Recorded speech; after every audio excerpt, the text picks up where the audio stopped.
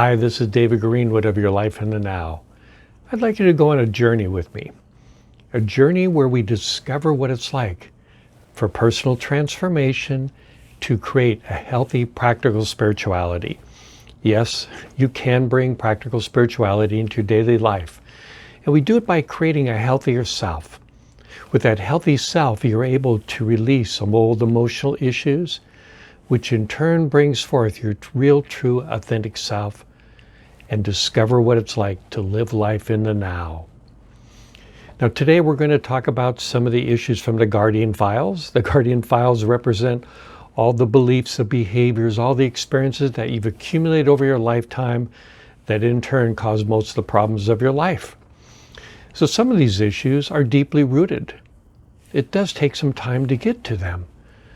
But I want to stress that when you discover them and release them, there is this joy, this awareness, this awakening into the present moment, into the now, that you have to experience to understand what it is. And hopefully you have. From my experience, there's just a sense of this presence, this essence all around us, this wonder. But there's this background of sheer joy with it. This is not a somber thing. This is a joyous thing. And as we go through this, the idea is to discover what is keeping us from living in that moment, in that joy, in that presence, in that state of mind, which we can blend into our daily life. So as we continue with the Guardian Files, I wanted to discuss the essence of success and failure. I was thinking the other day when I was listening to a podcast, one of many podcasts on healthy relationships, healthy businesses, healthy individuals. There's so many experts out there, so many people who have these wonderful programs, these seminars ready to help you to move forward. And most of them always stress, do what we do. Follow us. We've done it. You can too. Work hard, work smart, and don't quit. Just keep going. Well, that doesn't always work. Studies show that really 5 to 10% of anybody that begins a deep program like that ever succeeds, ever finishes it. And chances are people that aren't able to complete it might feel like a failure. You know, you come back home after going to a seminar or workshop and you're excited about bringing forth all the changes that you've learned about, doing the things that you heard. But when you get back to your daily, regular life, there's no time, or you forget what you learned, or you're just not able to put it into practice. And what concerns me is that many people feel like a failure when they do so. You know, they wonder what happened. How come they couldn't do it? Is there something wrong with them? Maybe they blamed the course, maybe they blamed the instructor, but more than likely a part of them felt like they just didn't make it. So, what I want to do is address this. In this episode today, we're going to talk about success and failure. I want you to realize that in every failure is absolutely the opportunity for success, and that those people who are successful actually are programmed for success. They're part of their guardian, their subconscious mind agreed with their ability to do whatever it is they focused on. They didn't have anything stopping them or hindering them like most of us do. Even those people that are successful have their own issues. They can be successful in business, but have terrible relationships. They can have good relationships and give great talks on them, but have financial issues. The fact is we all have within us some seeds for success in those challenges. So just because somebody is successful in their business or podcast or their videos or somewhere else doesn't mean that they're successful in every other aspect of life, and it doesn't mean you have to feel like a failure if you can't follow them. The most important thing to get out of this is that we are all programmed to some degree in a unique way by our guardians. So the guardians, with all the experiences that are in there throughout your life, they're going to cause us to either believe in ourselves or not believe in ourselves. In certain areas they agree with us, other areas they don't. Again, you're an individual. You're going to have your own unique set of healthy beliefs, unhealthy beliefs. The main thing we're going to focus on this, not on the areas you're successful at. That's fine. Of course, that's fine. It's the times when you don't feel like you can make it. Far too many people have had a lot of challenges growing up. The guardian that they had is very challenged and doesn't have a healthy self-esteem or self-confidence in themselves. And those people feel like failures. Now we know they're really not failures, but I guarantee they feel that way. And when you do, you slip back to old habits. You get beaten down, living a life of mediocrity, or worse, stuck in abusive relationships or in very detrimental and destructive habit patterns. Anybody can overcome the guardian's challenge way of thinking and feeling and being if they just take the time to do so. Now that is a large mouthful, I know. It's not easy to do, it's easy to say. But what I've discovered over all the 25 years of working with clients is that anyone who really puts their mind toward it and is able to overcome the self-sabotage of those guardians can be successful. So it's important to realize also the fact that just because you're not able to do something doesn't mean you're a failure. All that means is that you have discovered a part of you that was programmed that way to not believe in yourself. Now, why is this good news? Why does failure lead to success? Only in failure are you going to know what your issues are. What happens in your daily life will trigger issues within you. Now, what do we do when we trigger these issues? We run from them, we ignore them, we hide from them, we deny them, we go drink, we go eat, we exercise, we do anything we can to escape from them. It's the absolute wrong thing to do. It's the opposite of what needs to happen. The reason we do it is because our guardian chooses to do it. The guardian does not want you to feel doubt, worry, concern, anxiety, depression, overwhelmed. It doesn't know what to do with feelings. It has you escape to protect you because it's a protector part of you. Unfortunately, again, it learned from very negative, oftentimes erroneous beliefs and behaviors, people that imprinted it. So it's going to have some very difficult, challenging beliefs within it. When it tells you to run from your failures, it's doing the best it can. Remember, it goes on that old reptilian brain of fight, flight, or freeze. It flights, it flees, it goes away from things. And that's what you end up doing. Instead, what I'd like you to realize is that those very failures, those things that trigger you, simply represent the issues you want to work on. We may not even know what those issues are until they're brought up into our face. And we talked in the last episode about how relationships are absolutely the best thing for us because they bring forth our issues. A lot of times on our own, we don't really know what our problems are. We just go along merrily, blah, blah, blah. Crummy apartments, bad breath, bad foods. Those are extremes, of course, but something. And you're in a relationship and suddenly somebody else is reflecting back to you your issues. You've got them. So, and that might be a simple case, but we're going to find that we're in relationships whether we like it or not. You don't have to be in a romantic relationship. We're in relationships with everything. You're in relationships with your coworkers, you're in relationships with your thoughts, you're in relationships with your beliefs.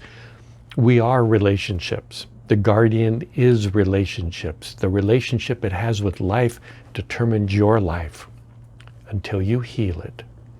So the relationships are going to bring up your issues.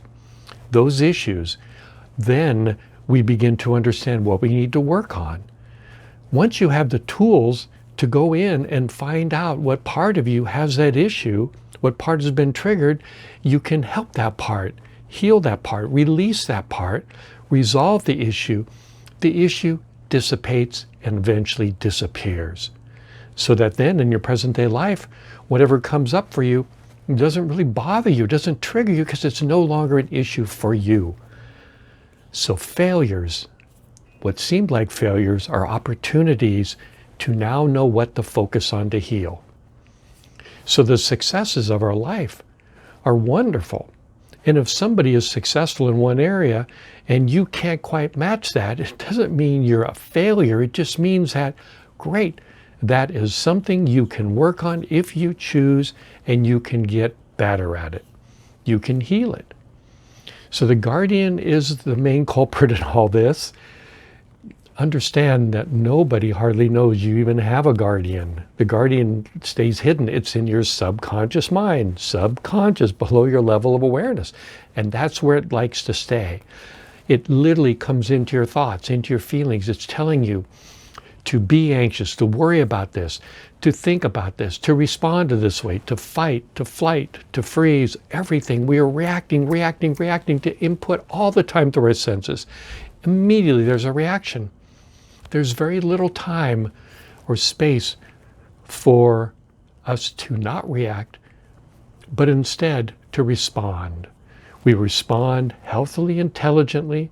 We react from habit patterns that condition mind. So those are the issues that we want to address as we go through to create a healthy self.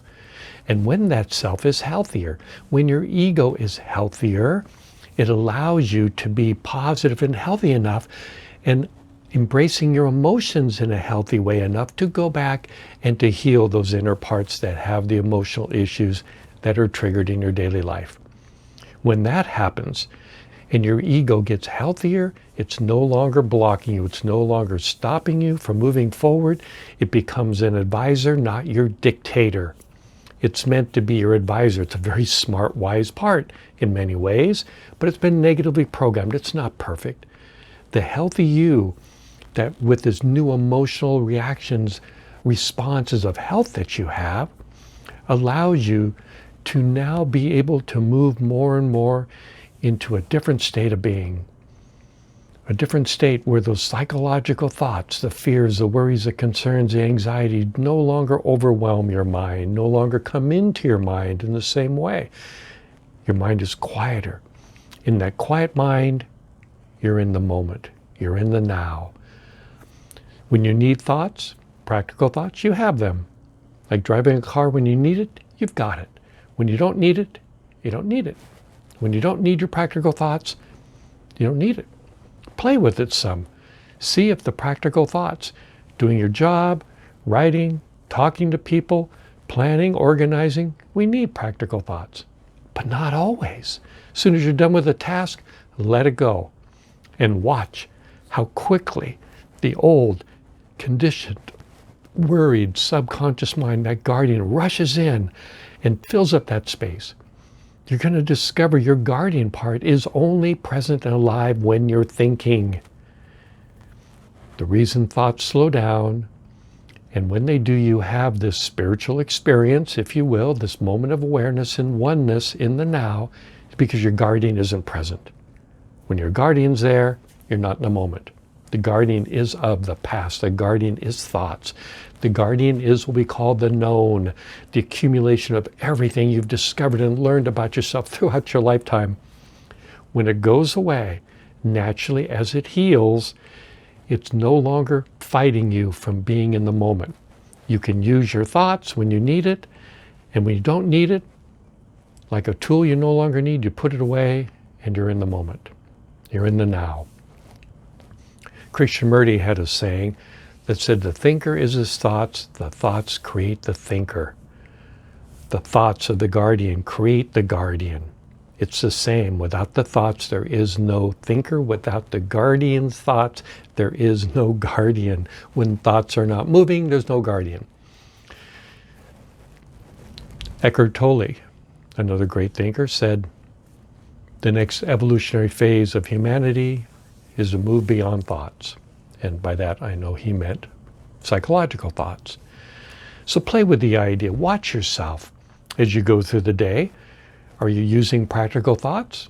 Of course you are, healthily. But when you stop thinking in that way, watch what happens. Be aware if there's some trigger in your mind of some worry, concern, little anxiety. What if this? What if that? I don't like this. This is not good. These are not practical thoughts. They're going to be more the psychological thoughts of your guardian part. Just be aware of that and watch it, and you're going to find that the guardian is there a lot.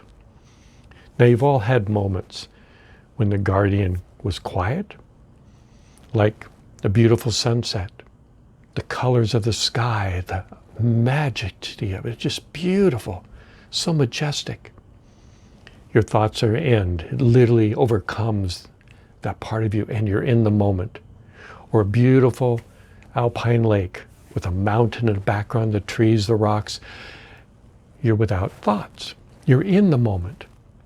Guardian is not there either. To me, one of the best experiences I had was I was river rafting in the Grand Canyon, sitting in the front of one of the rafts that, had 5 people in it, 2 in the front, 2 in the back, and a person rowing. Not that big a raft. Some of these rapids are really big. And you're going in the front of the boat, seeing this enormous standing wave waiting for you as you go into it. It must be about 5 to 10 feet high, probably more than that. And right before you go into the wave, you go down into the trough in front of the wave. And then you're starting up, and I guarantee you, you are not thinking at all. You are purely in the experience, purely in the moment. That's when we feel alive. That's what sports and athletics people call it, being in the zone. So focused, just there with it. In those moments, you're not thinking, I wasn't worried about my bank account, I wasn't worried about my job. You're in the experience.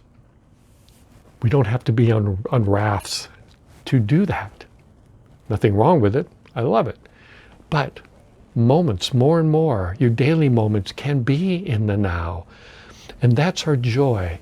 That is what brings forth this wonderful feeling, this sensation of being alive.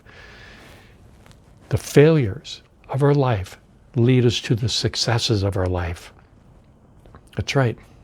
The seeds in those failures create the fruits of your success. The fruits of your success. Find those. Don't escape from your failures. They're there for a reason, to teach you what you need to focus on. There's no good to escape from them. They don't go away. They're in you already. Find them, understand them, help them, release them. Follow the steps. If you have the chance, you can go onto my website. I've got more information. Certainly, I've got the video which talks about your guardian, so you can learn more about your guardian and the secrets it holds and what it doesn't want you to know about. It's free. You can download it. Got a little email course that goes with it. Also on my website of Your Life in the Now, you're going to find a lot more information about the subconscious mind, practical spirituality, and living in the now. Until next time, thanks for watching. Experience your guardian so you know it's there, and definitely do the best you can to be in the now, to watch your thoughts, and to see if you too can discover what life is like in the now and become your authentic self. See you next time.